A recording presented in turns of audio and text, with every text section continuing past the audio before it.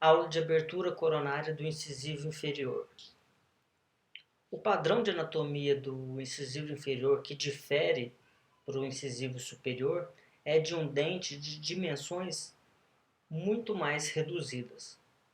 Além das dimensões reduzidas do canal radicular, que quando a gente fala em tratamento odontológico a gente foca no canal radicular, é muito importante observar que muitas vezes as dimensões da câmara pulpar do incisivo têm as dimensões muito mais reduzidas do que o canal.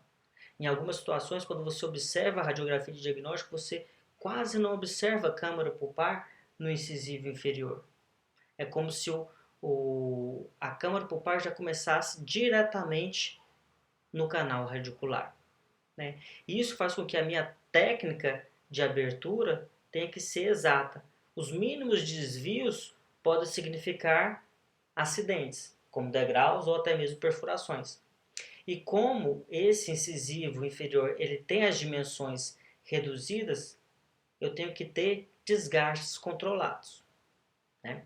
A forma do canal radicular do incisivo inferior ele tem graus de achatamento muito intenso e isso dificulta muito o preparo do meu canal radicular, principalmente no terço médio e cervical, né? O comprimento médio desse dente, enquanto o incisivo superior tem um comprimento médio de 23 milímetros, o incisivo inferior vai ter um comprimento médio de 21 milímetros.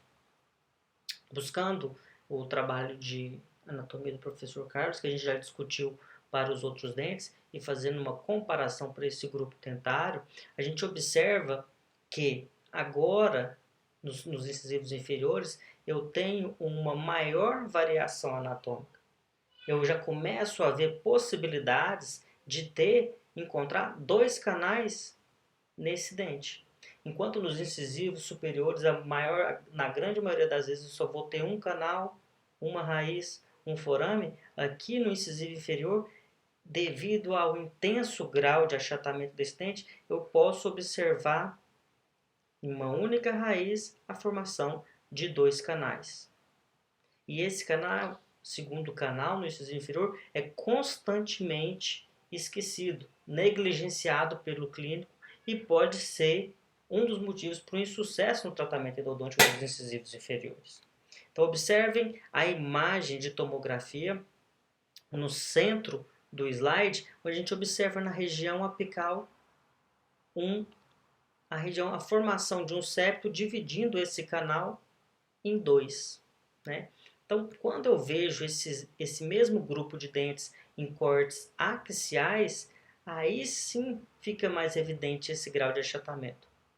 Quando esse achatamento é tão intenso, onde uma parede mesial distal chega a quase que se encostar, formando uma espécie de istmo ou septo, eu tenho a divisão desse canal em dois. Então, por isso, muitas vezes eu vou encontrar dois canais no incisivo inferior. E sabe qual é a maior dificuldade do clínico? É que ao radiografar esse dente, um canal sobrepõe o outro. Então, você tem a ideia, quando você radiografa, de que você manipulou por completo, que obturou bem esse dente, mas na realidade você deixou ali ou uma região sem limpeza, sem obturação, ou até mesmo um canal sem ser manipulado. Bom, a técnica é muito semelhante à dos incisivos superiores. Então, a primeira coisa é o ponto de eleição.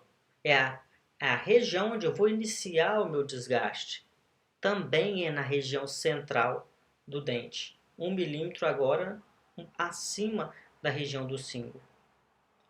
Só que uma questão, como esse dente tem as dimensões reduzidas, eu vou pegar a minha menor broca, a 10/11. Então, vou pegar aquela broca de ponta esférica diamantada de menores dimensões.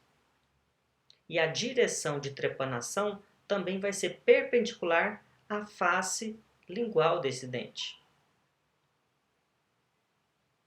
Então eu pego a minha broca, coloco ela perpendicular à face lingual e vou penetrando nessa região.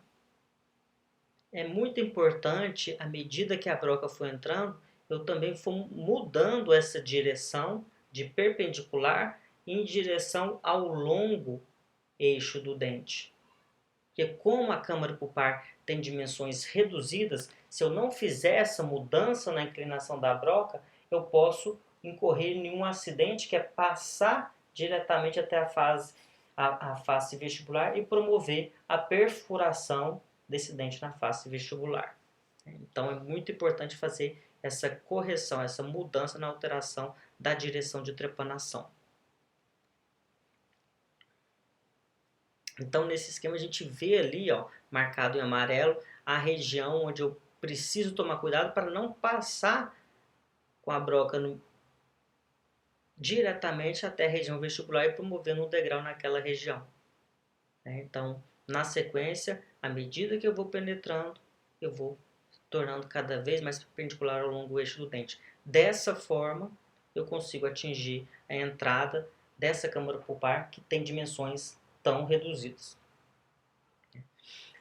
A forma de contorno vai acabar ficando um pouco mais ovalada e um pouco mais retangular, e não triangular como era no incisivo central superior, porque esse dente ele é bastante achatado, tem dimensões bem reduzidas.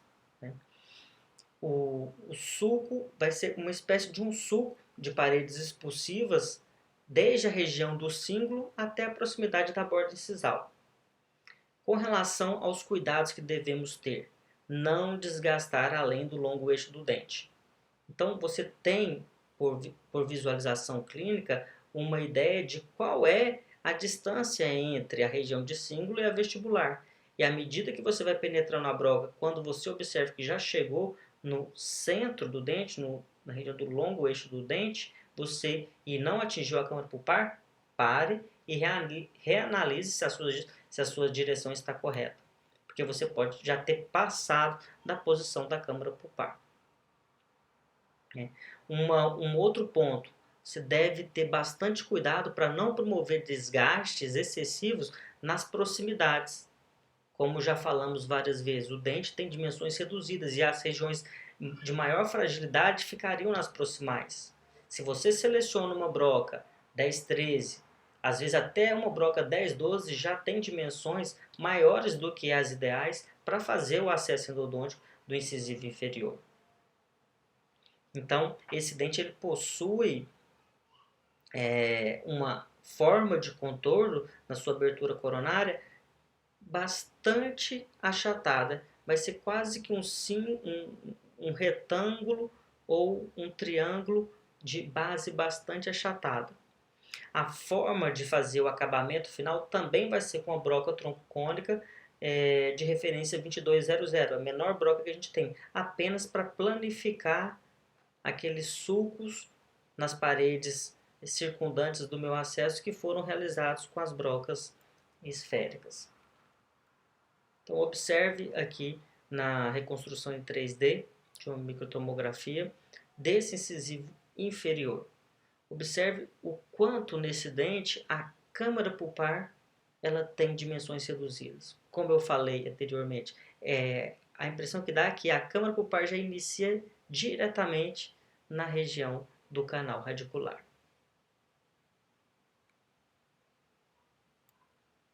Assim, eu preciso evitar qualquer nível de desvio, senão eu não encontro a minha câmara pulpar.